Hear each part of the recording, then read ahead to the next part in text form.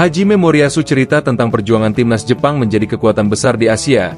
Dulu sering dikerjain tim Timur Tengah, dan selalu coba dijegal sampai sekarang. Moriyasu, cara melawan mereka adalah menaikkan level.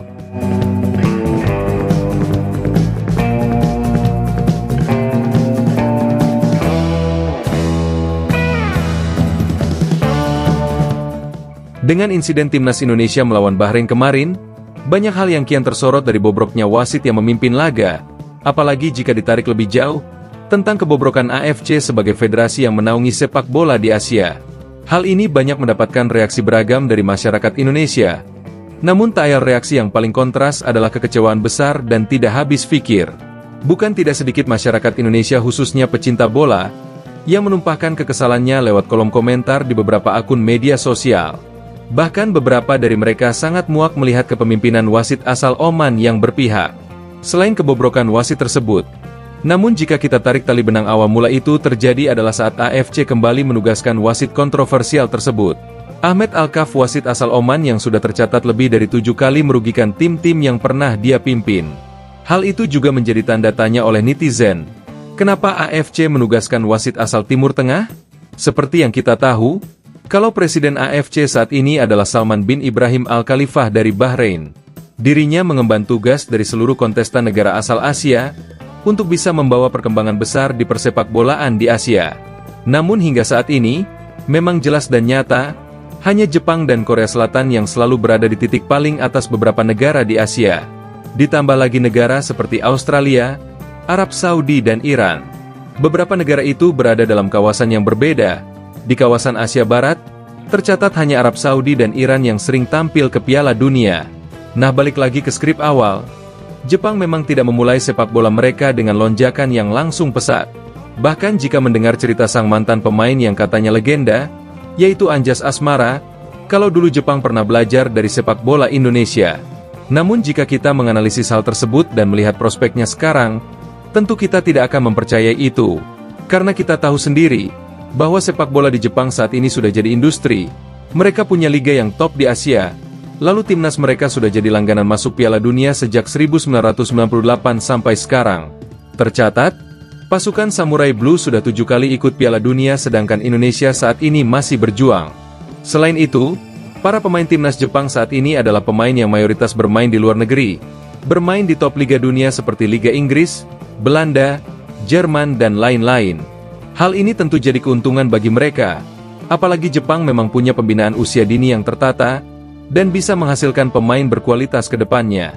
Jika menulis kisah Jepang sebelum jadi tim kuat di Asia, ternyata dahulu mereka pernah menjadi tim yang setara dengan Bahrain, Qatar, dan Uni Emirat Arab. Tim-tim yang disebutkan itu sempat juga menjadi masalah bagi timnas Jepang, sebelum akhirnya kekuatan mereka sekarang sudah melampaui batas itu. Ibarat Indonesia sekarang yang sedang berkembang, beberapa tim dari Timur Tengah tidak menginginkan hal itu terjadi. Begitulah yang dirasakan Jepang dulu, sering dicurangi wasit, dan selalu mendapatkan perlakuan tidak wajar saat bertanding melawan tim Timur Tengah.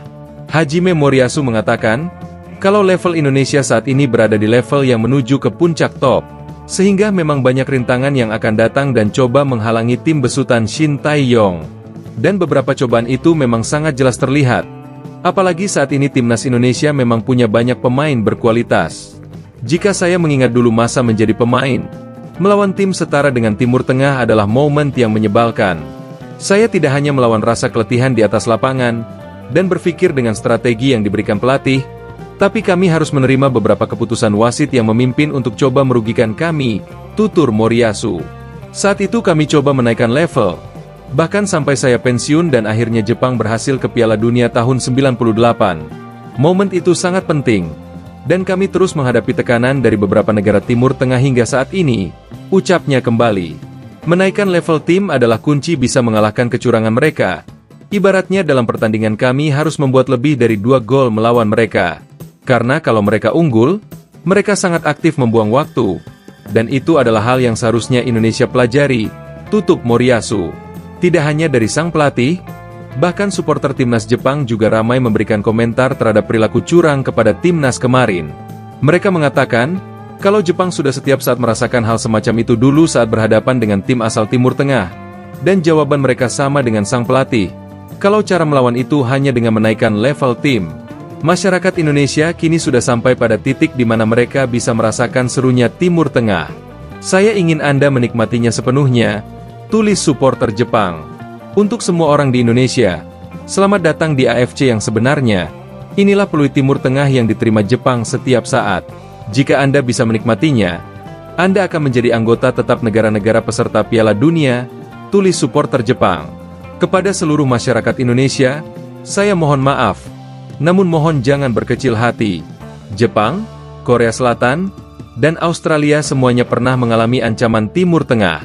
Sangat disambut dengan baik bahwa Indonesia menjadi lebih kuat.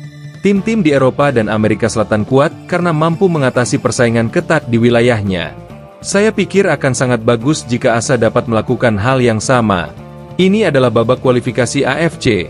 Sangat sulit untuk melewati babak kualifikasi sambil menghadapi wasit yang tidak masuk akal di Timur Tengah. Kiper Jepang pernah menerima kartu merah yang tidak masuk akal di masa lalu, tulis supporter Jepang lainnya.